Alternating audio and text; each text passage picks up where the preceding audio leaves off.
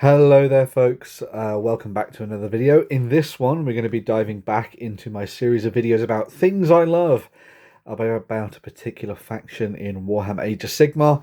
In this case we are checking out the new Battletome for the Lumineth Realm-lords. This is the one of the latest ones. There are two. Another one for the Disciples of Tzeentch, or Tzeentch, will be coming out very, very soon indeed. But this is me diving into the Lumineth one.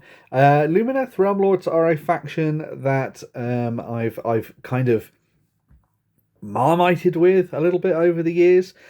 Sometimes I quite like them, sometimes I can't stand their miniatures, and there's also a little bit in between as well. And so this will be interesting because I've had a quick read through this, and I'm starting to actually really like the lore, at least, behind the Lumineth Realm-lords. So, as well as being a sort of summary of 5 things I quite like about the Lumineth Realm-lords, this is also going to be a flick through the Battletome itself, so you folks can have a look at what's actually inside it, and whether or not you're going to dive in and get this for yourself as well. So, yeah, Lumineth Realm-lords, they are a brand new, well, not a brand new faction, but they're a faction for Warhammer Age of Sigmar, for the Forces of Order.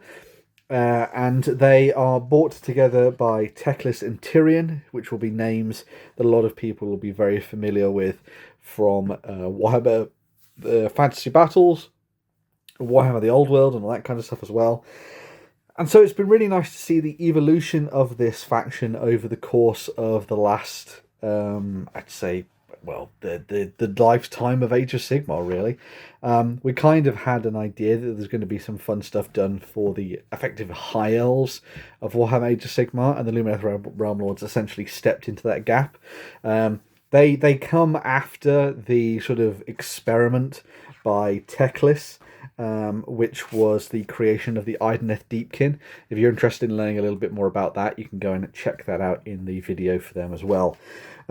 But they are essentially the experiment of Teclis to create the best elves that you could possibly imagine for the Mortal Realms and Warhammer Age of Sigmar.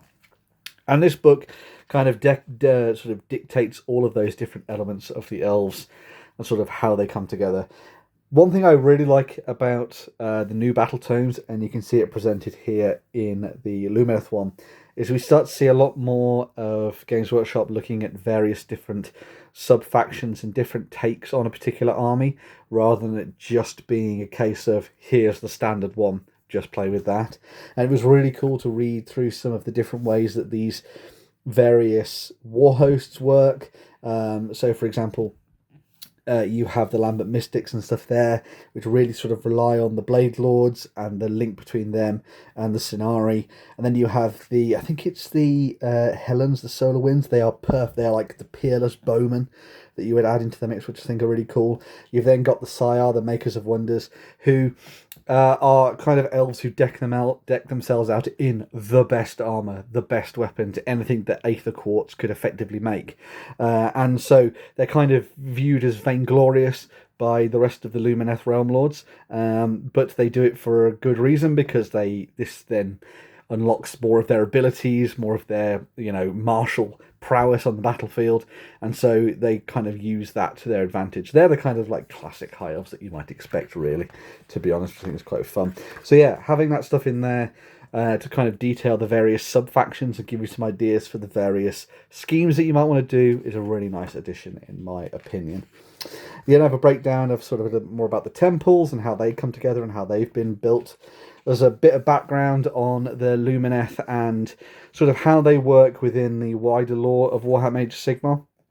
One of the cool things about them is that Slaanesh gobbled up quite a lot of the Elven souls, and so within this we see a joining of Tyrion and Teclis alongside Morathi and Malerion, who came together to sort of chain up Slaanesh and then take the souls of the elves out there in order to do their experiments and bring their people to life, which is where we get the Idoneth Deepkin and the Lumineth Realm-lords eventually. This was another really cool bit of this, and it wasn't something that I was actually particularly au fait with. One of the nice things about the elves is they've always been sort of like these peerless peoples, but I always like that there's some kind of schism within the Warhammer worlds when it comes to the elves, and that's where we get the Arkari Dara, or the Spirefall. And this is where the Lumineth became so proud and vainglorious, and I've used that word twice now, and full of themselves, for want of a better phrase, that they started to sort of war between each other. And so there was a big sort of like cataclysmic fight between a couple of the mages that effectively decimated the city, and they used their their power, their magical abilities to absolutely ruin themselves, and it caused a huge split amongst the peoples of the Lumineth Realm-lords, and that's what you get sort of demonstrated here in essence, which I think is really cool. So it's a really nice sort of thing to give you a little bit of background to the Lumineth Realm-lords, which then ties in quite nicely to how they work as a faction later on with some of the other characters, which we'll have a look at. But if you're interested in looking at the sort of darker backstory to the Lumineth, you find this here. It's a bit of shades of grey, which I really, really like. And you can see that developed here as well. There is also this breakdown, a little bit more of Settlers Gain, which is a new location within the Mortal Realms, where a lot of the forces of order have gone to sort of set themselves up over the course of last edition and this edition and the ongoing storyline. It's kind of a really nice place, I think, for people to look at if you're potentially playing Age of Sigmar Soulbound and you want to set adventures for your role-playing games. I think Settlers Gain is a really nice location for that. You then, of course, have the breakdown of all the painting for the models, and there's a bit more background on all the various characters. I still don't like this model. I like Selenar. I don't like Teclis. I think Teclis looks real derpy, but each to their own. You have Lurior Ulthrail, because you don't have the miniature for Tyrion, but you do have one for Lurior. He's kind of like his main man, as it were, so you've got something for him. Another one of the characters that I really like, because it's a fun callback to the world that was, is the Light of Eltharion. When they tried to bring back this hero, whatever Teclis tried, he couldn't manage to do anything with his essence to turn him into a full flesh and blood warrior.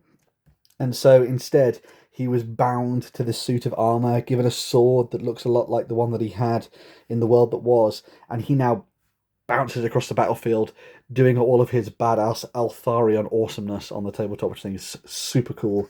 It's really nice that kind of, if you have enough of the sight, you can maybe see the form of Eltharion within his armour, which I imagine Teclis can do, but for most other people, he just appears as this ghostly form on the battlefield that stalks around it. Absolutely stunning miniature, and it'll tie back into something else we'll talk about later as well. A bit more on the Venari Lord Regents. So we had a Lord Regent on a light Corsair before, and now you have the foot versions of them. They're the new miniatures for the Lumineth Realm-lords with this new edition of the game. There's also the Venari Blade Lords. They're your kind of defenders of your mages with their big badass swords. Think of them as your analogue for your Sword Masters of Hearth from Warhammer the Old World or Warhammer Fantasy Battles. Venari Bannerblades and the Indrillan Riverblades. I don't like them. I like some of them, but I don't like the others. They look a little bit like they're on a scout trip somewhere. Maybe it's just me. Venari Dawn Riders here, Venari Alaran Wardens, the Venari Alaran Sentinels, so your bowmen, and then the Starshard Ballista. Lots and lots of things that will be very good for those fans of High Elves of old. They've kind of been reinvented here with the Lumineth Realm-lords, which I quite like. We also have a couple of cool characters that I really like, and I'd like to see more of in people's armies and different ways to take them. The first of these, and one that I really enjoy, is the Sinari Lawseekers. They are spell swords adventurers for the Lumineth Realm-lords, and they go out to seek down magical artifacts, which I think is super cool. They get to use their sort of spell lore and their martial abilities as they kind of like bridge the gap between the two ways of thinking within the world of the Lumineth Realm-lords, and they go out in order to hunt down artifacts and sort of bring them back for the Lumineth to use, maybe encasing them in some museum or something like that so that nobody can get their hands on them. The bad guys can't get their hands on them. The other characters that I really like are the Sinari Cathalar. So they are sort of tied to the Spirefall that we were talking about before. one of the things that came out of the Lumineth Realm-lords and their creation was the thing that Teclis kind of wanted to try and find a way to remove all negative emotions from the Lumineth Realm-lords. But all of those Lumineth Realm-lords have to go somewhere, and they are channeled into Aether Quartz, but they need to be disposed of properly, and that's where the Cathalar come in. They are able to turn it into essentially a sort of weaponized black smoke of turmoil that they then unleash on the battlefield like a wave, a smog of despair, basically. And I just love how extra and emo that is, and it fits quite nicely again into the idea of the Lumineth Realm-lords being this really interesting, morally grey, slightly dubious elven force that has this sort of like, we are doing this for the good of everyone, but in actual fact there's like a weird sort of robotic nature to their lives and the way that they work, and they sort of see things in a very plain way. You can actually see that represented in the story at the start of the book, where Kado Ezekiel meets a couple of the Lumineth Realm-lords and he has a chat with them about burning stuff without sort of really thinking about the consequences. Very cool. If you actually want to know more about that, Kado comes up against the Lumineth Realm-lords in one of his books, the second one, the first one, I want to say, and there's some really cool stuff in there when they meet. You also have the Alarith Stone Guard, and the Stone Mages, and the Spirit of the Mountain. Avalenor, I think, is really cool, and I've actually started to quite like the Stone Guard. I'm still not a fan of their massive, weird bull helmets, and I would just make them properly conical.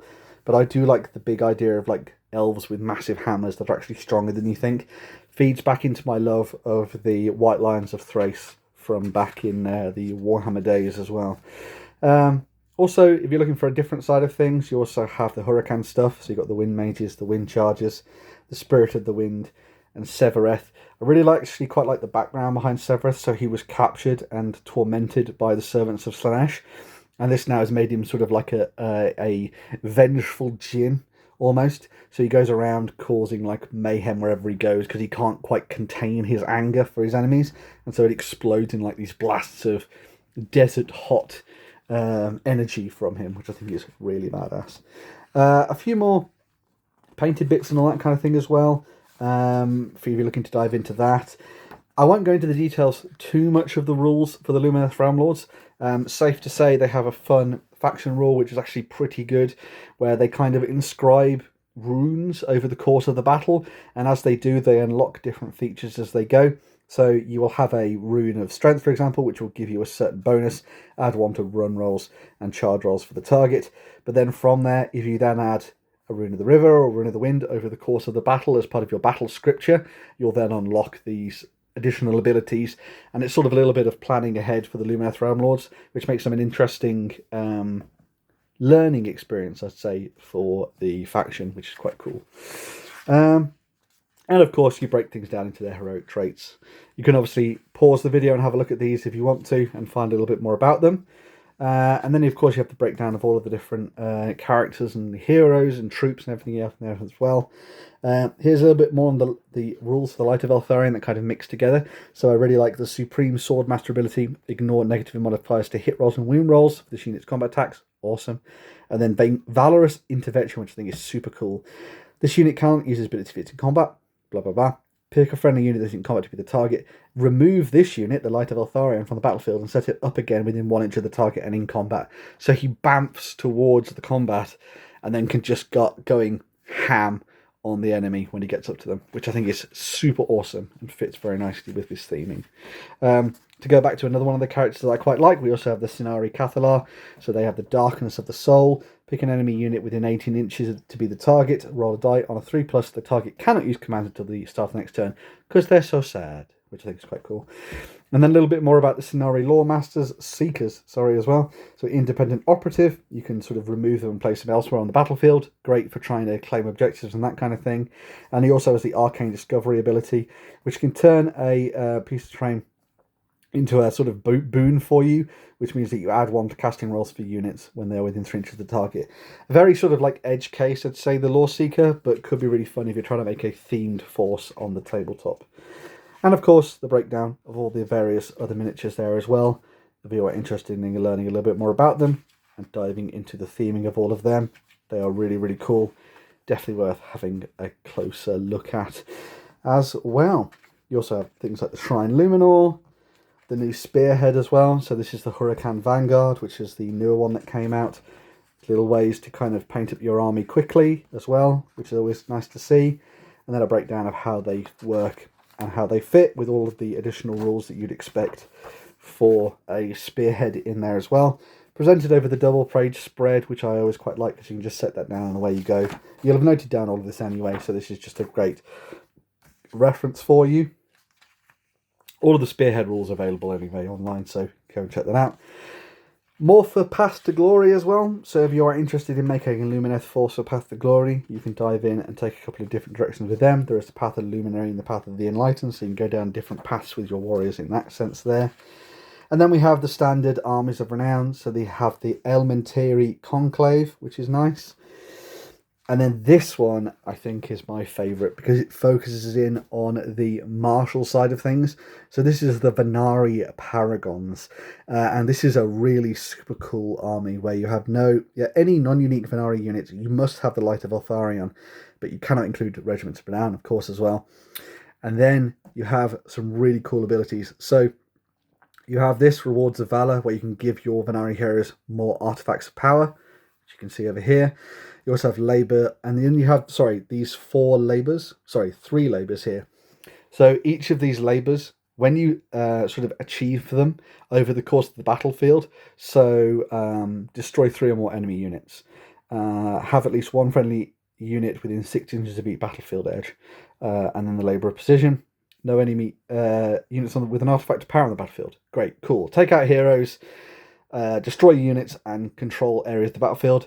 If you complete them all, you unlock abilities, and then you get the Blessing of Tyrion once you've completed all 3 labours, and this gives you 5+ ward save across the entire of your Lumineth force battle-wide, which I think is super cool.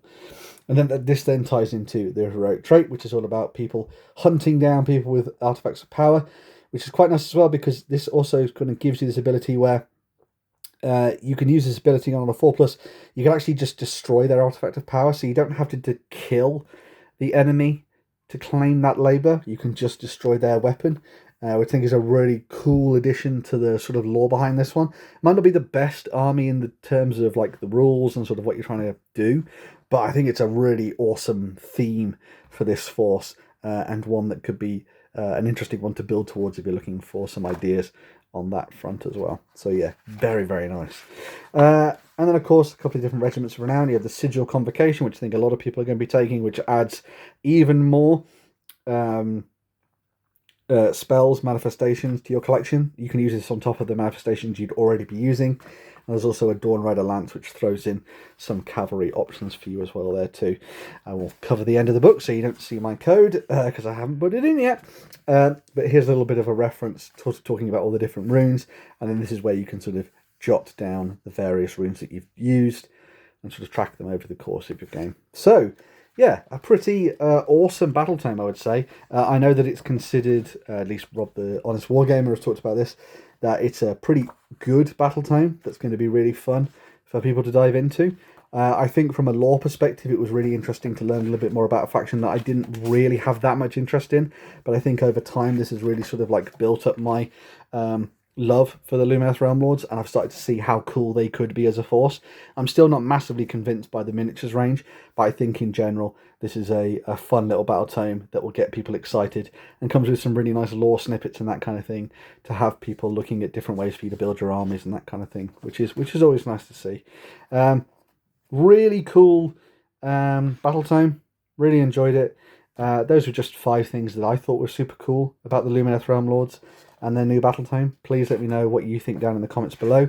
I'd love to hear what you think. I'm starting to really enjoy all this artwork that we've been seeing as part of the Battletomes. There's just some beautiful pieces in these which really get you excited and remind me of the old days where I would sit and pore over these images to try and find all the little details and that kind of thing that sort of would trigger ideas for new armies.